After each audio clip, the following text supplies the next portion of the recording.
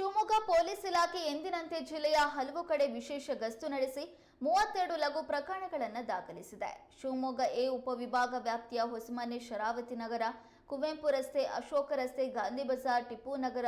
ಕೊರಮರಕೇರಿ, ಪದ್ಮ ಟ್ಯಾಕಿಸ್, Shivamogga B ಉಪವಿಭಾಗ ವ್ಯಾಪ್ತಿಯ ಉಷಾವೃತ್ತ, Sominakoppa, Ragigudda, AA colony, Kanakanagar, Kumsi,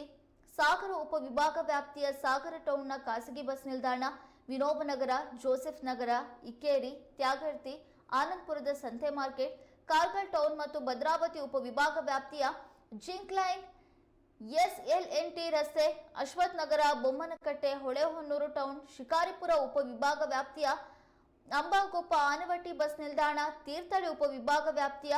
taluk office ಹತ್ರ, ತೀರ್ಥಹಳ್ಳಿ ಟೌನ್, ಹೊಸನಗರದ ಕೊಡಚಾದ್ರಿ ಕಾಲೇಜು ಹತ್ತಿರದಲ್ಲಿ ಆಯಾ ಪೊಲೀಸ್ ಉಪಾಧೀಕ್ಷಕರುಗಳ ನೇತೃತ್ವದಲ್ಲಿ ಪೊಲೀಸ್ ನಿರೀಕ್ಷಕರು, ಪೊಲೀಸ್ ಉಪನಿರೀಕ್ಷಕರು ಮತ್ತು ಸಿಬ್ಬಂದಿಗಳ ತಂಡಗಳು ಕಾಲ್ನಡಿಗೆ ವಿಶೇಷ ಗಸ್ತು ಮತ್ತು ಠಾಣಾ ವ್ಯಾಪ್ತಿಗಳ ಹೊರವಲಯಗಳಲ್ಲಿ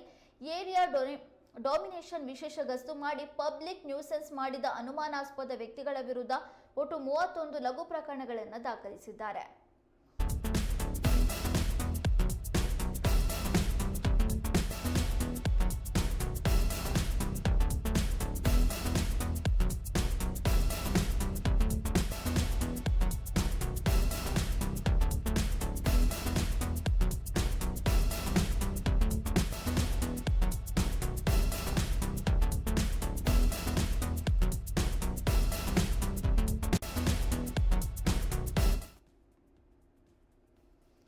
ಶಿವಮೊಗ್ಗ ನಗರ ಸೇರಿದಂತೆ ಶಿವಮೊಗ್ಗ ಜಿಲ್ಲೆಯಾದ್ಯಂತ ಯಾರೆಲ್ಲ ಸಾರ್ವಜನಿಕರಿಗೆ ತೊಂದರೆಯನ್ನ ಕೊಡ್ತಾ ಇದ್ದಾರೆ,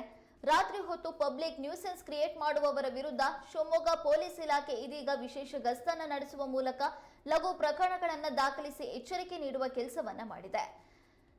ನಿನ್ನೆ ರಾತ್ರಿ ಕೂಡ ಎಂದಿನಂತೆ ಶಿವಮೊಗ್ಗ ಪೊಲೀಸ್ ಪಡೆ ಜಿಲ್ಲೆಯ ಹಲವಾರು ಭಾಗಗಳಲ್ಲಿ ವಿಶೇಷ ಗಸ್ತು ನಡೆಸಿ 32 ಲಘು ಪ್ರಕರಣಗಳನ್ನು ದಾಖಲಿಸಿದೆ. ಶಿವಮೊಗ್ಗ ಎ ಉಪವಿಭಾಗ, ಶಿವಮೊಗ್ಗ ಬಿ ಉಪವಿಭಾಗ,